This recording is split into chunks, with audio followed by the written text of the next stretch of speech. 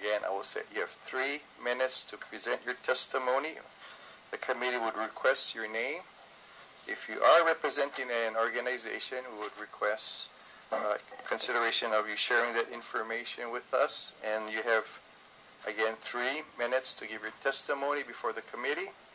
We will assist you with your time. We have a green, yellow, and red light on the podium to assist you. When you start, you will see the green light go on. When you have 30 seconds left, and you should start concluding your testimony, the yellow light will be there, and at the 3-minute mark, the red light will go on, and the chair will stop your testimony. Okay? If there's no further questions from the committee to the chair, we will start with public testimony. The first person this morning is, and again, I would apologize if I'm mispronouncing any names, Luna Carlisle.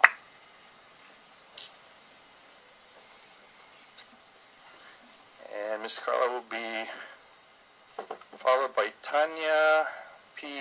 Benito.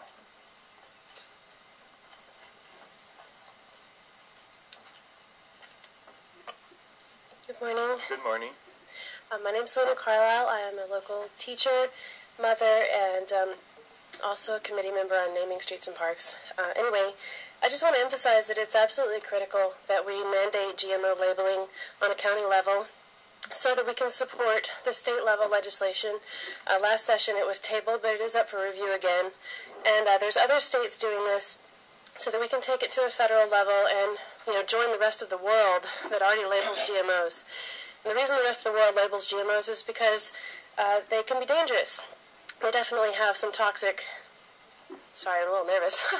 They're definitely toxic, and we're being purposely deceived. The rest of the world labels GMOs, and we need to get on board with that.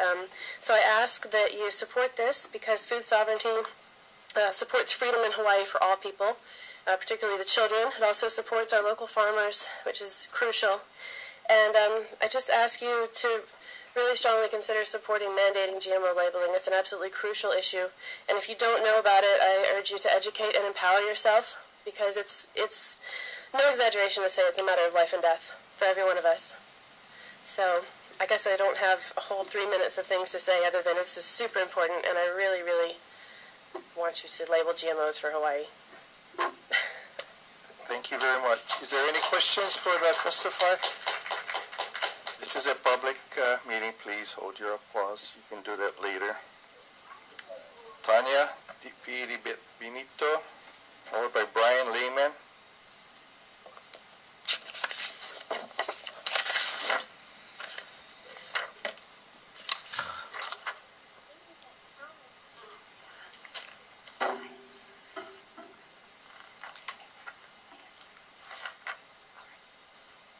Whenever you're ready. Okay. Whenever you're ready. All right. Hi, my name is Tanya. I'm here to testify in regards to the GMO labeling. And there's a couple things that I've done a lot of research on myself. And I'm just going to read off my bullet points. First, I believe it's my right to know as an individual and as a parent to know what's in the food that I'm purchasing and putting into our bodies.